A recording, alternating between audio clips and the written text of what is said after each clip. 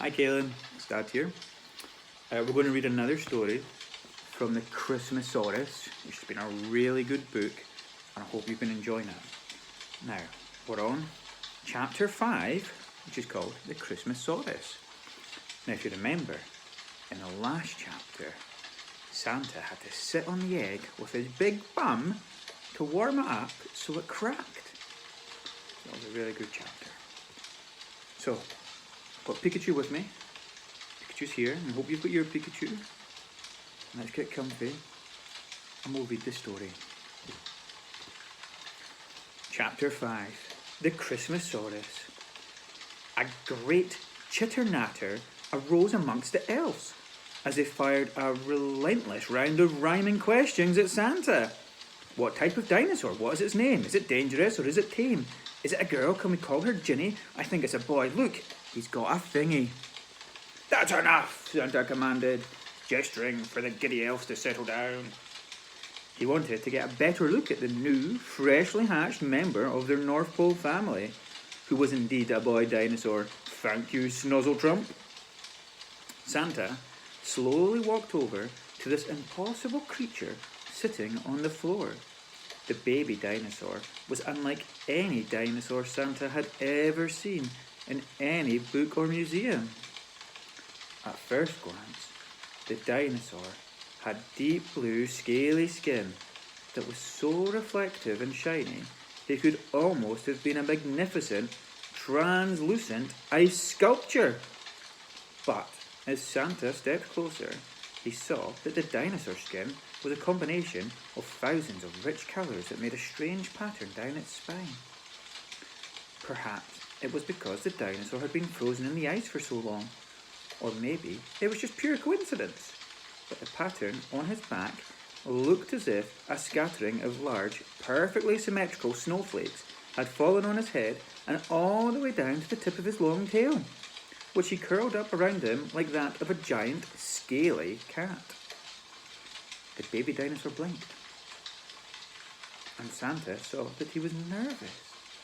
Santa held out one of his big, warm hands and looked deep into the dinosaur's eyes. And the dinosaur relaxed instantly. That was one of Santa's special tricks.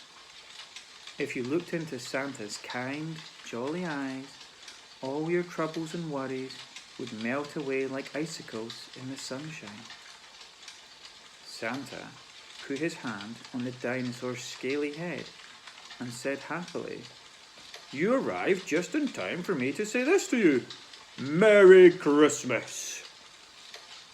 And as Santa patted his head, the dinosaur's tongue flopped merrily out of his smiling mouth. How lovely. Did you see Santa and the dinosaur? After millions of years inside a frozen egg, he couldn't have defrosted in a more magical place. It would be a magical place in Santa's ranch. Now, what sort of dinosaur are you?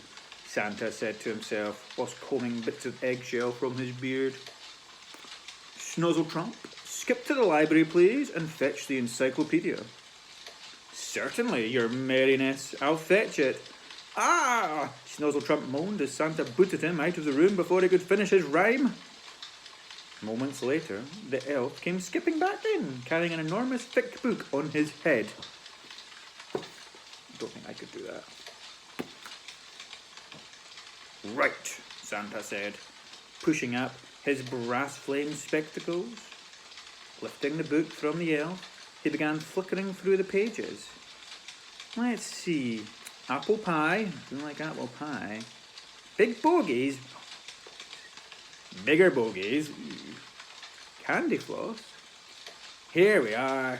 Dinosaurs. Santa threw the book open onto the ground for all the elves to see. On the pages were hundreds of illustrations of every kind of dinosaur you could possibly think of. Scaly ones with horns, horny ones with scales, red ones with claws, blue ones with paws, feathery ones with flappery, leathery ones with snappery, meaty, eaty ones, veggie gobbler ones. But not a single drawing or description of the hundreds and hundreds in the book looked anything like the dinosaur sitting in front of them. The elves cried out, "He's not in here, honest, look, he's not in any dinosaur in this book." The elves cried out again. Just then, a great-grandfather clock chimed, and Spudcheeks the elf came hurrying into the room, singing with some urgency, "The sleigh is loaded and ready to go, you must leave now with a ho, ho, ho. The reindeer are fed and fit to fly, you've polished your goggles to protect your eyes. The children are sleeping and waiting for you. We'll look after the dinosaur, won't we, boys?" "And girls," shouted Starlamp and Sparklefoot, even though it didn't rhyme. It didn't. The rest of the 8 elves who had discovered the frozen egg all cheered in agreement. Spudcheeks was right. It was time for Santa to leave and to do his duty, for it was Christmas Eve, the one night of the year that Santa could not be distracted. I love Christmas Eve. Santa nodded and stood up to go. Before he left the room, he felt a tiny tapping on his leg. He looked down and saw Sprout the elf standing at his boot, staring up whilst nervously stroking the baby dinosaur's smooth scales.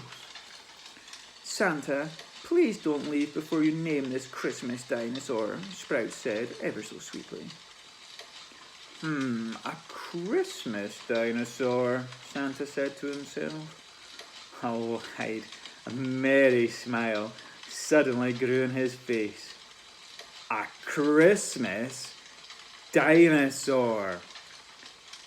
Santa cleared his throat, waved for silence, and in his deepest, richest voice spoke these words. "My wondrous little North Pole elves, you must congratulate yourselves, for I believe beyond a doubt a miracle has come about. It's sitting right here on the floor, looking like no other dinosaur." All the elves listened with tears welling in their tiny elf eyes. It wasn't often Santa spoke to them like this, but when he did, boy, did he do it with style. He continued, "Another year you've served me well, through good times and the tough as well. But I shall not forget the night an egg was dug up from the ice. And here he sits, this nameless creature, with such fantastic festive features, that there is just one name for him. Come one, come all, come hear me sing. This Christmas dinosaur before us shall henceforth be known as the Christmasaurus."